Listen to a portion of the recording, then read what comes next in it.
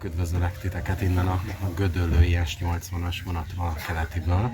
A mai nap folyamán el fogunk menni Rákoscsabára, és meg fogunk nézni egy különleges járatot, és hát láthattátok itt a vágóképekben, hogy elég nagy káosz van, hiszen leesett a hó, aztán meghalt a fél magyarországi vasúti közlekedés, úgyhogy rengetegen vannak itt a állomáson, a pályaudvaron, és nem lehet nagyon haladni, de hál' Istennek, hát majdnem mondtam, hogy időben indulunk, 1 perc késéssel, de az még időben számít, mert 5 percen belül még egyébként nem számít nagyon késésnek. El is indultunk a Flirttel, és Rákoscsabáról fogunk jelentkezni. Tartsatok! És le is szálltunk itt Rákoscsabán a Flirtről, azért beszélek többes számban, mert itt van velem Ádám is egyébként. Ő hívott el, hogy jöjjünk videózni, hiszen egy vadonatúj telebuszt tesztelnek itt a 269-es vonalon, és hát megnézzük, hogy mi a különbség. Egyébként de nem látok különbséget, nem olyan, mint a kék, nem? És 2 ajtaja van. Majd mindjárt meglát van előről. A kék a 298-as vonalon, és ott a fehér mögötte, ami a miénk lesz, az fog menni a 269-esen. Ugye ezek a mikrobuszokat használják telebuszként, ugye, hiszen ugye kisebb utcákban közlekednek, és erre fogunk szépen felszállni, és ezzel fogunk utazni. Nem, hogy tetszik. Aha. Olyan, mint egy kis osalombusz, nem? Tudod, amik járnak az ilyen izékben, nagy hipermarketekben. Van USB töltőport is. És tök szépek ezek a ülések. Kapaszkodó is van. Még sok ülőhely nincsen, de hát erre van, arra nem is kell. Tök menő kis LED lámpák vannak. Tehát nem felül van a világítás, hanem oldalt.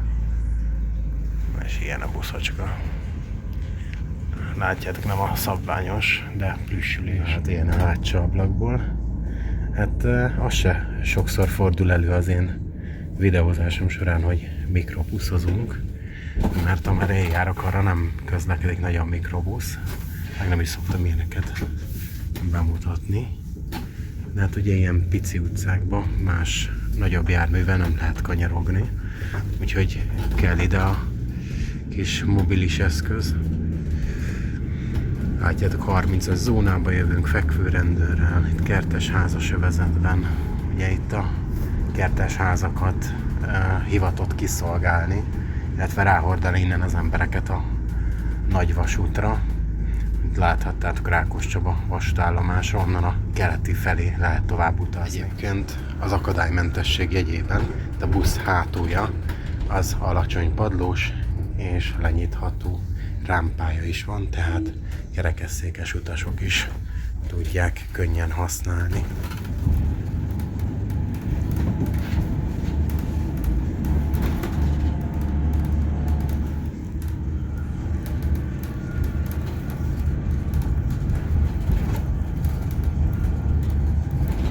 Ezért nem semmi, hogy milyen utakon megyünk. Ezért itt egy csuklós busszal nem lenne könnyű elférni. Hát itt még egy autó is nehezen fér el. Amhogy egy nagy busz, vannak ilyen szélesebb ülések, meg vannak ilyen jobb oldalt, ilyen szimpla ülések. Ja, és én ilyen kakasülőn ülök, van ilyen látóbb is alattam. Egyszer olyan pici a busz, hogy vissza kellett vennem a Zoomból 05-re, látszódjon minden. Fast and easy. El is megy a mi kis aranyos buszunk, kis Mercedes Reform S City Max City 001-es rendszámmal. És ott abban a kis erdőben fordul, láthatjátok. Ja, ott meg is egyébként itt vagyunk a Színes utcánál, Budapest határánál. Ott, hoppá, elnézést. Ott szembe van a határ, tehát a Budapest határ táblája, Budapest vége. És a háttérben most pont nem látjátok, ott halad a M0-ás forgalma, azután pedig ott van már Pécsel. Úgyhogy hivatalosan a Budapest bérlet is csak idáig érvényes. Ez egy ilyen rásegítő járat a vasútra, amit a Rákoscsabán lévő kertesházakat szolgálja ki. Általában az idős lakosságot, aki nem rendelkezik saját autóval, vagy nem tud annyit gyalogolni, hogy a 169-hez lesétáljon. Már jön visszafele is a buszunk, itt technikai pihenőt tartott a vezető, és érkezik a felszálló pontra, belvakít fénnyel, és itt egy péceli 169-e, volánbusz ott halad, szépen beáll a megállóban. Közben pedig már itt sétálgatok Csaba vezértértől lefelé a Rákoscsaba vastállomásig, és hát elbúcsúztunk Ádámtól, ő levideózta, aztán megy tovább, viszont ti még maradjatok velem, én még itt vagyok, és le fogom filmezni még egyszer, amikor kihalad innen Rákoscsabától a Színes utca felé, mert ezt pár percen belül megteszi, és utána 2 percre rájön a vonatom keleti felé, úgyhogy tökéletes az időzítés, és szépen elkapjuk a flörtöt vagy a kiszt, amelyik... Hát lehet, hogy lemaradunk arról, hogy lefilmezzük indulás közben, ugyanis, amit nem mondtam még nektek, vagy lehet, hogy már említettem, hogy telebuszként közlekedik, és hát most kellene indulnia, de hát ugye mivel késik a vonat, ezért nincsen utas, akit elszállítson, és fölöslegesen nem indul el innen. Kivéve, hogyha a fenti megállókban felhívnák őt, hogy érkezzen, mert szeretnének utazni. De ha nincs telefonhívás, és nincs itt utas a végállomáson, akkor viszont nem közlekedik, úgyhogy lehet, hogy hát fájdalmas búcsút veszünk tőle, vagy lehet, hogy elindul. Be is kapcsolta. Várjatok itt a lámpát, és már futnak. Még megvárjuk, hogy elindul el. Aztán megyek a állomásra, mert nem akarom lekésni a vonatomat.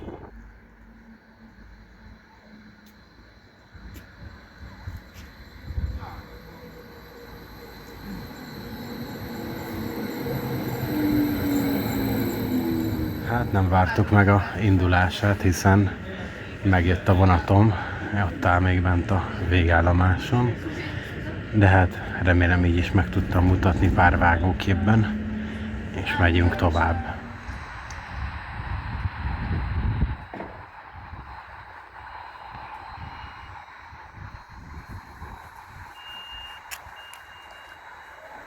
Most leszálltunk a semmi közepén itt Rákoson, azért, hogy átszálljak a S76-osra, Pilisvörösvárira, hiszen nekem az sokkal jobb akminkumig, mint hogyha be kéne mennem a keletibe onnan átmetrózni, meg áthévezni, és hát nagyon nincsen jól összerakva itt a menetrend.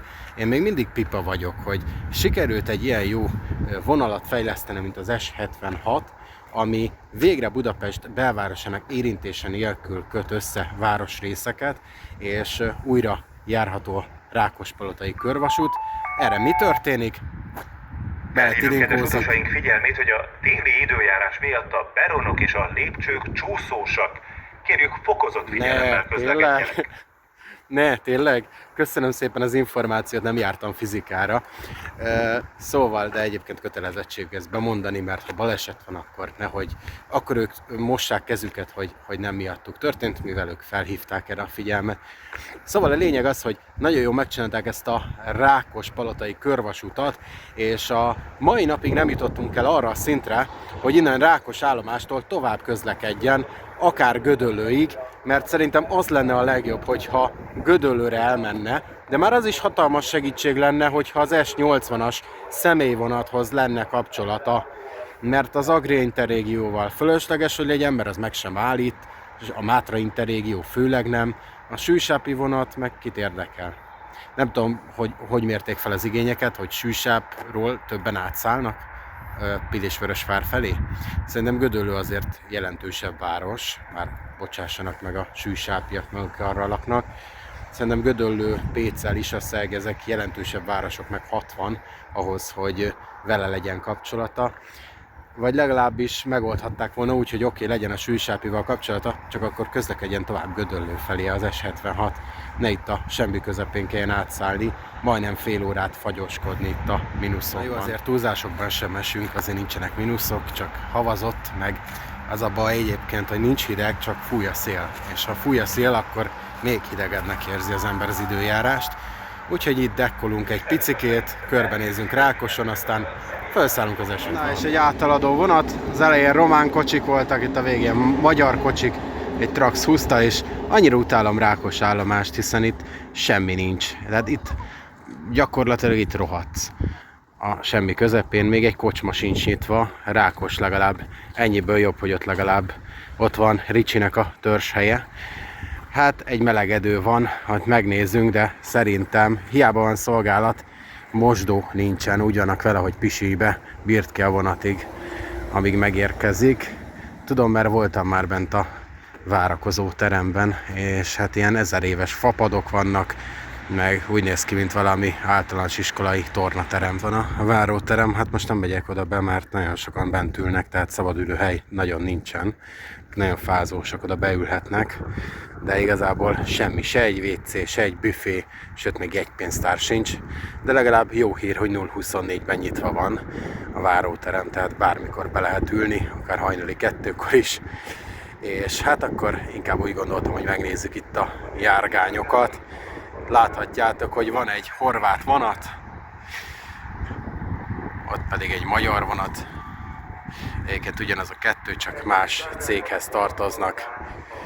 És hát tehervonat, tehermozdony.